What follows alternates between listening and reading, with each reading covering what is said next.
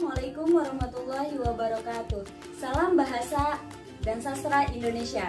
Apa kabar semuanya? Semoga kita dalam keadaan baik-baik saja.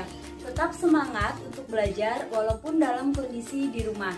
Dan kesempatan ini saya akan menjelaskan materi tentang resensi buku.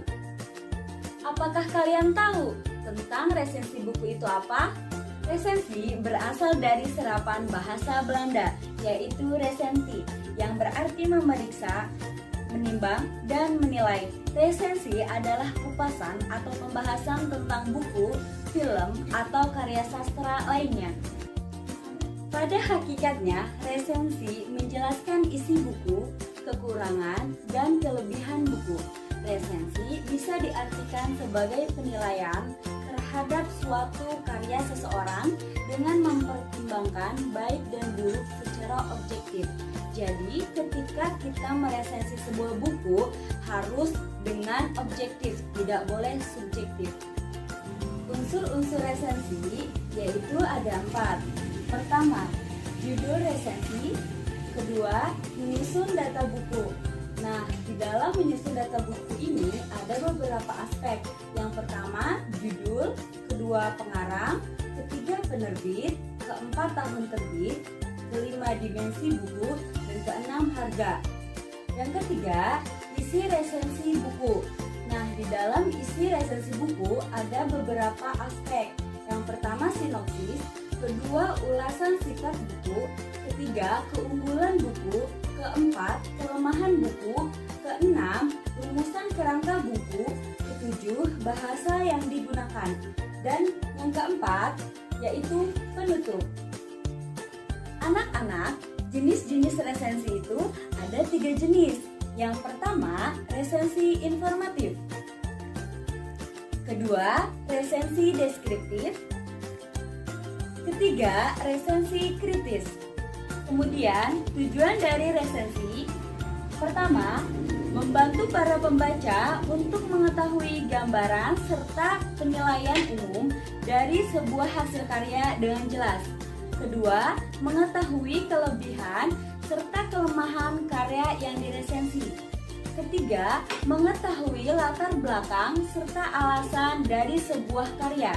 Keempat, menguji kualitas karya serta membandingkannya terhadap karya lainnya. Kelima, memberi sebuah masukan kepada pembuat karya dengan menyampaikan kritik dan saran. Keenam, mengajak para pembaca untuk mendiskusikan karya yang diresensi. Ketujuh, memberikan pemahaman dan informasi secara komprehensif kepada para pembaca mengenai karya yang diresensi. Dalam meresensi buku ada beberapa manfaat yang akan kita peroleh. Yang pertama, pertimbangan. Yang kedua, nilai ekonomis. Ketiga, sarana promosi buku. Keempat, pengembangan kreativitas. Meresensi adalah kegiatan yang mudah. Tidak percaya? Dalam resensi itu ada beberapa tahap. Yang pertama, tahap persiapan, yaitu meneliti sebuah buku yang akan diresensi. Yang kedua, tahap pengerjaan. Yang ketiga, membaca dan mencatat hal-hal yang penting dalam buku yang diresensi oleh kita. Yang keempat, membuat isi resensi. Dalam membuat isi resensi itu ada beberapa hal. Yang pertama, membuat informasi umum tentang buku. Kedua, menentukan judul. Yang ketiga, mencatat data buku. Yang keempat, memberikan penilaian buku. Yang kelima, mengulas manfaat buku tersebut bagi pembaca. Yang keenam, penilaian dari segi kelengkapannya. Berikut ini contoh resensi buku fiksi, yaitu novel 5 cm karya Doni Dirgantoro. Nah, di sini ada e-book yaitu novel 5 cm. Nah, di cover depan kalian bisa menemukan data penting yaitu berupa judul dan pengarang buku. Nah, dilanjut di halaman 2 kalian bisa menemukan lebih lengkap yaitu mulai dari judul buku fiksinya, pengarangnya, terus kemudian penerbit, tahun terbit, serta cetakannya. Di bagian daftar isi, biasanya kalian bisa mencatat hal penting yaitu jumlah halaman atau tidak, karena di sini tidak dilampirkan. Kalian bisa lihat ini di bagian scroll ini, saya tarik itu 4/374 itu jumlah halaman. Nah, di sini ada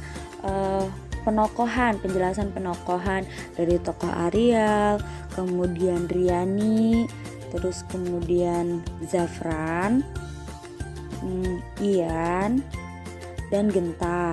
Nah, penjelasan penokohan dari tokoh-tokoh tersebut kalian bisa menambahkan di bagian informasi umum dari buku yang kalian resensi. Di bagian akhir halaman ini juga terdapat biografi singkat.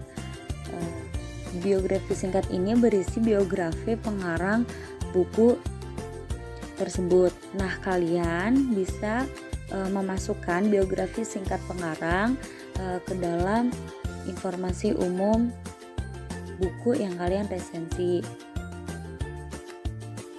Unsur-unsur resensi lainnya kalian bisa dapatkan dari keseluruhan buku tersebut. Jadi kalian bisa membaca buku fiksi dan non-fiksinya.